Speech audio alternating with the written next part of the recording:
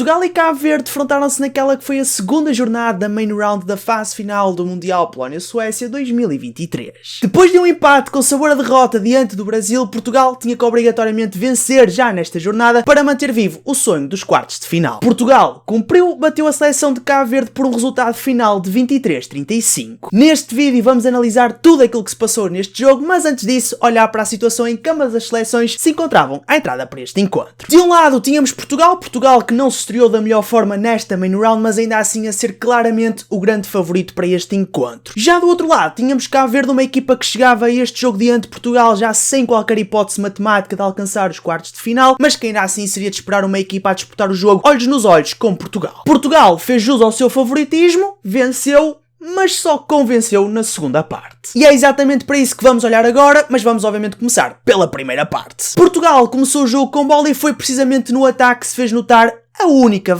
grande surpresa para este encontro. Miguel Martins a ser lançado de início no jogo, e seria de esperar que com Miguel Martins em campo o ataque da nossa seleção, ao contrário do jogo com o Brasil, apresentasse desde o início uma boa dinâmica e intensidade. Mas a verdade é que a entrada de Portugal no jogo não foi a melhor e o ataque, à semelhança do último jogo, mostrava-se lento, com pouca fluidez e com baixa eficácia no momento de finalização. O que ia valendo a Portugal era o facto de Cabo Verde também não estar a ser eficaz e com 5 minutos de jogo o marcador registava uma igualdade a 0 golos. A partir dos 5 minutos os golos começaram a aparecer e Cabo Verde entrou num período em que estava claramente por cima do jogo. Portugal na defesa a não conseguir travar a meia distância cabo-verdiana e no ataque a não ser concretizador. O resultado foi-se construindo e com 7 minutos de jogo já Cabo Verde vencia por 4-2. Era necessária uma resposta do lado português e esta não tardou em aparecer. Com a aposta numa defesa mais pressionante, Portugal passou rapidamente a criar dificuldades ao ataque cabo-verdiano e num espaço de 4 minutos conseguiu dar a volta ao marcador, colocando-se então a vencer por 4-5.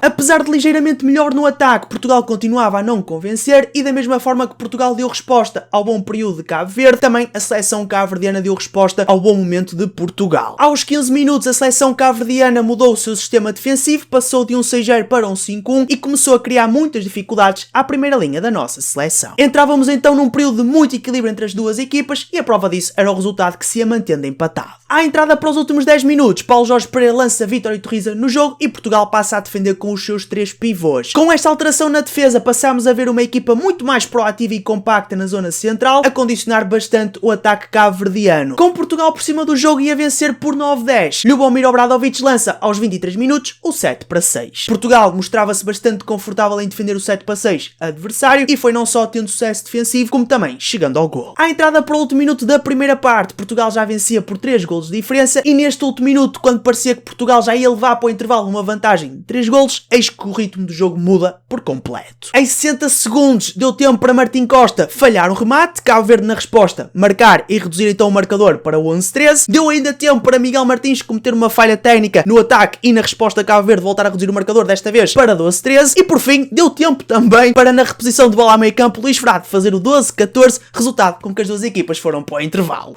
Foi intenso agora. Para os segundos 30 minutos pedia-se a Portugal a mesma consciência defensiva que apresentada nos últimos 10 minutos desta primeira parte e para o ataque pedia-se algo muito simples, pedia-se apenas uma equipa igual à do jogo com a Hungria. Na segunda parte, Portugal começa a defender e Paulo Jorge Pereira promove algumas alterações. Manuel Gaspar é lançado no jogo depois de Miguel Espinha não ter estado tão bem como nos jogos anteriores, também coitado do homem, também pode estar sempre lá em cima, não é? Também tem jogos em que não está tão bem, este foi um deles, e no ataque é lançado Rui Silva para o lugar de Miguel Martins. Duas alterações aparentemente normalíssimas, mas que tiveram um impacto tremendo no jogo da nossa seleção. Manuel Gaspar, aliado a um excelente desempenho defensivo da nossa equipa, foi fechando a baliza a 7 chaves. Já no ataque víamos uma equipa finalmente a imprimir velocidade e dinâmica no seu jogo. Portugal mostrava-se uma equipa totalmente desinibida e nesse aspecto tenho que destacar Rui Silva, que foi o grande responsável por essa mudança de chip no ataque da nossa seleção. E estando Portugal muito bem na defesa e ainda melhor no ataque, foi só uma questão de tempo até um resultado disparar e com 5 minutos de segunda parte já Portugal vencia por 12-17. Com a seleção portuguesa a crescerem muito no jogo, Cabo Verde viu-se então obrigado a arriscar e voltou a apostar no 7-6. Um 7-6 que uma vez mais não surtiu qualquer efeito e Portugal foi aproveitando os erros do ataque cabo-verdiano para ser em contra-ataque e chegar ao gol. Entrávamos então num período da segunda parte sem grande história, Portugal dominou completamente os segundos 30 minutos, completamente mesmo, e António Areia foi sendo o homem-golo da nossa seleção. Concluídos os 60 minutos, resultado final 23-35, venceu a seleção portuguesa. Feita a análise do jogo, vamos então agora olhar para as pontuações 2 que eu atribuí a cada um dos jogadores que foram chamados a ir a jogo por Paulo Jorge Pereira, tendo por base o seu desempenho ao longo dos 60 minutos. Começando então pela posição de guarda-redes, temos Gustavo Capdeville, que uma vez mais pelo quinto jogo consecutivo, se não estou em erro, a não fazer parte da convocatória da nossa seleção. Também o mesmo se aplica a Diogo Silva, mas já lá vamos. Mas olhando para os guarda-redes, temos como primeiro nome então Manuel Gaspar. Manuel Gaspar terminou com a pontuação de 8.8. Ele poderia muito bem ter sido o meu MVP, por acaso não foi. Em termos de pontuação, das minhas pontuações, foi o jogador que terminou com a pontuação mais alta, mas eu não vou dar o MVP ao Manuel Gaspar só por uma simples razão, porque eu acho que há aqui um jogador que para mim se destacou muito mais, não foi muito mais, destacou-se também, e como já tinha dado um MVP ao Manuel Gaspar no jogo diante da Coreia do Sul, prefiro estar a dar a um novo jogador e já vamos lá chegar, já te vou dizer quem foi. Mas focando naquilo que o Manuel Gaspar fez neste jogo, estamos a falar de um guarda-redes que foi lançado pós segundos 30 minutos, não estou em erro, acho que na primeira parte Manuel Gaspar não entrou para 7 matches nem nada, pois não, acho que não. Manuel Gaspar fez só os segundos 30 minutos e que segundos 30 minutos. 7 defesas, 11 golos sofridos, 1 golo marcado, baliza a baliza, 2 contra-ataques lançados e em 7 matches teve um 7 matches, mas não defendeu. Avançando, temos Miguel Espinha. Miguel Espinha terminou com a pontuação de 7.2, foi talvez a pontuação mais baixa do Miguel nesta fase final, se não estou em erro, acho que sim. Ele que fez 4 defesas, jogou toda a primeira parte, sofreu 12 golos, teve ainda um golo marcado, baliza a baliza, à semelhança do Manuel Gaspar, não lançou qualquer contra-ataque e teve ainda um 7 matches que não defendeu. Indo agora para a posição de central, temos como primeiro nome Rui Silva. Rui Silva terminou com a pontuação de 7.6, a pontuação podia ter sido muito mais alta do Rui, eu sei, mas ele também só entrou nos segundos 30 minutos, se tivesse ali um bocadinho da primeira parte e se tivesse entrado na primeira parte como esteve em toda a segunda, gente, a pontuação do Rui ia por lá acima, mas ele também não foi o meu MVP, calma que já lá vamos. Rui Silva esteve muito bem no jogo na segunda parte, aliás, ele foi o grande responsável por Portugal na segunda parte criar aquele fosso em termos de resultado, a defesa também, mas em termos ofensivos o Rui foi o grande responsável, mexeu muito e bem com o ataque da nossa seleção espetacular. Terminou com 3 golos marcados, 0 remates falhados, 0 falhas técnicas e 2 assistências para golo. Como outro nome para a posição de central, temos Miguel Martins que começou o jogo e terminou com uma pontuação de 6.3. O Miguel Martins que fez toda a primeira parte e não esteve particularmente bem, não teve qualquer golo apontado, teve 2 remates falhados, teve ainda uma assistência e de resto não teve mais nada, mas o Miguel, pronto, sofreu ali um bocadinho pelo facto da equipa na primeira parte estar muito presa em termos ofensivos. Avançando, temos os laterais e começando pela lateral esquerda temos o nome de André Gomes. André Gomes terminou com a pontuação de 6.7, ele que apontou 2 golos, teve 3 remates falhados, 2 falhas técnicas, no caso um mau passe e uma má recepção, sacou um 7 matches e ainda teve uma exclusão. O André, pronto,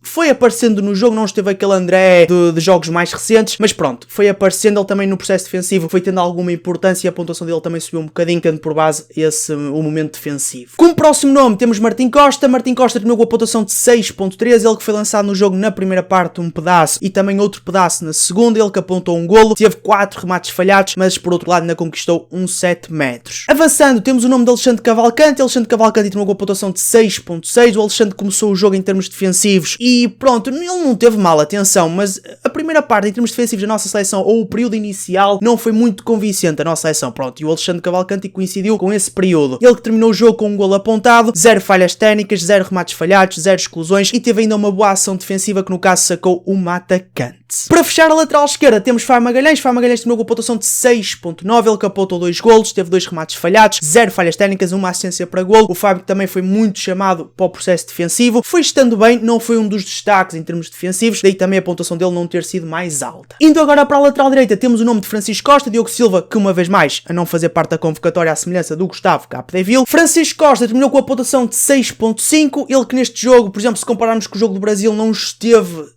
tão interventivo, não esteve tão participativo, ainda assim foi tendo alguma influência no ataque da nossa seleção. Ele terminou com um golo apontado, um remate falhado, uma falha técnica que no caso foi uma atacante e teve ainda uma assistência para golo. Olhando agora para a segunda linha e começando pela ponta esquerda, temos como primeiro nome Diogo Branquinho. Diogo Branquinho terminou com uma pontuação de 6.3, ele que fez a primeira parte da nossa seleção, se não estou em erro, e apontou um golo, lá está, mas de resto não fez mais nada, também sofreu um bocadinho com o facto do ataque da nossa seleção na primeira parte não estar a fluir tanto. Mas por outro lado, por exemplo, já temos Leonel Fernandes, que é para lá que vamos agora, que terminou com uma pontuação de 7.3, ele que já coincidiu com a fase da nossa seleção em que o ataque começou a fluir, os contra-ataques começaram a sair, o jogo começou a ter uma dinâmica muito melhor e ele que terminou com 3 golos apontados, 0 remates falhados, 0 falhas técnicas, 2 boas ações defensivas que foram 2 interseções e pronto, foi isso. Indo agora à ponta direita, temos como primeiro nome Pedro Portela terminou com uma pontuação de 6.3, ele que no tempo que esteve em campo apontou 2 golos, falhou ainda 2 remates, um deles de 7 metros e ainda sacou um 7 metros. Já o outro ponta direita, António Areia, que realmente esteve fantástico neste jogo. Lá está, quando um não está tão bem, o outro acaba por estar melhor, e é o que tem acontecido principalmente na ponta direita e também na ponta esquerda, que é, quando o Diogo Branquinho não está tão bem, o Lionel, por norma, está melhor, quando o Portela não está tão bem, o Areia dá resposta e está melhor, portanto é o ponto forte da nossa seleção em termos estas alternativas, estas excelentes alternativas. António Areia terminou com uma pontuação de 8.0, foi o melhor marcador da nossa seleção neste encontro, ele que apontou 9 golos, em 7 metros apontou 4, ainda falhou 1 e ainda sacou um 7 metros. Para fechar, temos a posição de pivô e aqui sim vamos ao encontro do meu MVP. Vítor Iturriza terminou com uma pontuação de 8.0, não foi a pontuação mais alta, a mais alta foi de Manuel Gaspar, como eu já tinha dito, mas para mim Vítor Iturriza a ser o MVP por uma razão muito simples. Quando Vítor Iturriza foi lançado no jogo aos 20 minutos, mais coisa menos coisa, na primeira parte, Portugal mudou completamente o seu comportamento defensivo. Não é que estivesse mal, mas não estava aquela seleção em termos defensivos tão proativa, tão dinâmica, com uma postura tão agressiva como nos jogos anteriores. E com a entrada de Vítor Iturriza passámos a ver essa seleção e a segunda parte do Iturriza foi fantástica. Se aquela reta final de primeira foi espetacular, a segunda foi fantástica. Eu acho que não se deu o devido destaque ao Vítor Iturriza, se calhar foi o único a ver isto, mas depois não é só a componente defensiva, tivemos um pivô a fazer golos. Vítor Iturriza que marcou 5 golos, não falhou qualquer remate, teve sim uma falha técnica, no caso foi um passos, uma situação de passos que foi num contra-ataque, se não estou em erro, ele hesitou ali um bocadinho, mas por outro lado teve uma boa ação, que no caso foi uma ação defensiva, que foi uma interseção, e ainda sacou um 7 metros. Portanto, para mim, Vítor Iturriza a ser o MVP da nossa seleção neste encontro, isto para não estar a repetir o MVP ao Manuel Gaspar, se não tendo em conta o impacto no jogo, as defesas, o momento em que o Manuel apareceu, se calhar o Manuel Gaspar teria o MVP, mas como eu não quero repetir o MVP,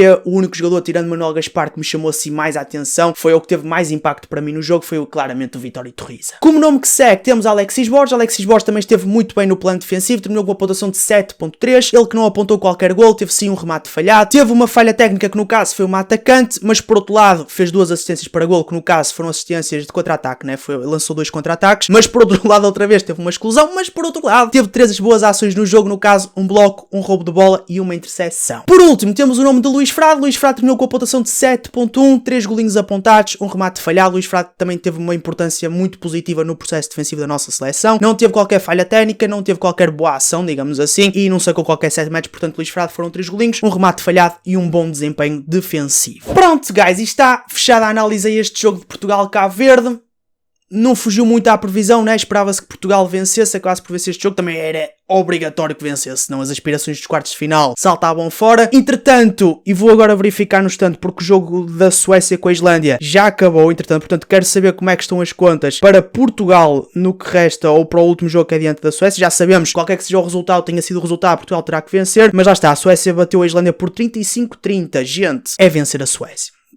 Voltamos a depender só de nós, mas gente, vai ser um jogo muito durinho, vai. E se Portugal se apresentar nesse jogo, ou se entrar no jogo como tem entrado, ou como entrou no jogo com o Brasil, e neste jogo com o Cabo Verde, gente, vai se dar muito mal. A Suécia a jogar em casa. A Suécia que é a Suécia, a atual campeã da Europa, gente. Não sei, não me cheira. Mas se Portugal entrar forte, como entrou, por exemplo, contra a Hungria, como entrou nesta segunda parte, aí sim teremos Portugal a discutir o resultado até o último segundo, e só precisamos ganhar por um gol, não é? É só ganhar. Basta ganhar e estamos lá nos quartos de final, não é? Portanto, gente, só depende de nós esperar para ver o que é que acontece, e cá estarei para analisar esse jogo diante da Suécia. Guys, obrigado por tudo, por ter estado aqui no canal. Com vocês foi Greg Days. Até à próxima e fui.